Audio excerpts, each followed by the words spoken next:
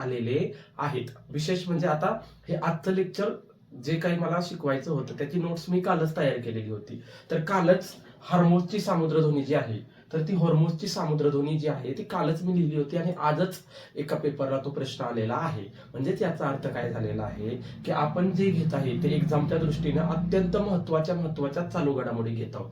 त्याच्यामुळे ह्या सगळ्या चालू घडामोडी आपल्या पाठात असायला पाहिजेत. तर आज आपण जो मुद्दा पाहणार आहोत तो आहे साहित्य अकादमी पुरस्कार 2025. तर लक्षात घ्या, साहित्य अकादमीवरती सगळ्यात महत्वाचा जर कोणता प्रश्न असणार आहे तर साहित्य अकादमीमध्ये सगळ्यात महत्वाचा हा प्रश्न मराठीचा विचारला जाणार आहे आपल्याला, की मराठीचा पुरस्कार कुणाला मिळाला. तर लक्षात घ्या, मराठीचा पुरस्कार जो मिळालेला आहे तर तो आहे, ते कुणाला भेटलेला आहे तर राजू बाविस्कर यांना मराठीचा पुरस्कार मिळालेला आहे.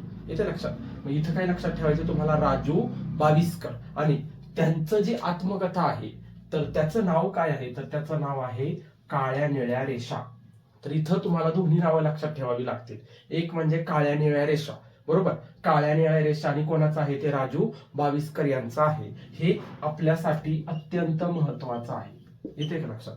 त्यामुळे लक्षात घ्या, मराठीसाठी कुणाला मिळालं काळ्या निळ्या रेषा आणि कुणाचं आहे राजू बाविस्कर यांचं आहे. त्यानंतर नंबर 2, जर इंग्रजीचं विचारलं तर लक्षात ठेवा नवतेज सरना यांचं. आता इथं तुमच्या लक्षात काय राहील, नवतेज लक्षात राहील. येते लक्षात, चेहऱ्यावरती तेज असतं तसं लक्षात ठेवायचं नवतेज. आणि त्याचं काय क्रिम्सन स्प्रिंग, तिथं काय शब्द लक्षात ठेवायचा तुम्हाला, स्प्रिंग हा शब्द लक्षात ठेवायचा.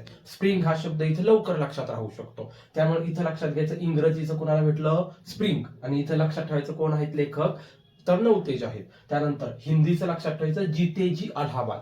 आता अलाहाबाद हे ठिकाण आपल्या लवकर लक्षात राहील, त्यामुळे इथं लक्षात काय ठेवणार तुम्ही, हिंदीचं कोणाला मिळालं तर हिंदीचं कोणाला मिळालेलं आहे जितेजी अलाहाबादला मिळालेलं आहे. आणि इथं ममता कालिया मधला कोणता शब्द लक्षात ठेवायचा तर ममता हा शब्द लक्षात ठेवायचा आहे. समजतंय का. तर हे आपल्याला महत्वाचं आहे, साहित्य अकादमीचे पुरस्कार. त्यानंतर नंबर 2चा जो पुरस्कार आहे तो 2चा पुरस्कार आहे ज्ञानपीठ पुरस्कार, आत्ताच घोषित झालेला आहे. तर नाव काय लक्षात ठेवायचंय तुम्हाला तर आर वीरामुथू. तर इथं वीरामुथू हा शब्द अत्यंत महत्वाचा आहे.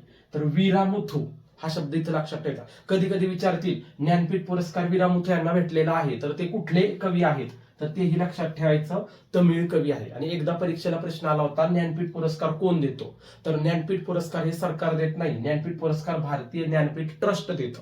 तर त्यावेळी तुम्हाला पर्याय काय निवडायचं, भारतीय ज्ञानपीठ ट्रस्ट हे पर्याय निवडायचं आहे.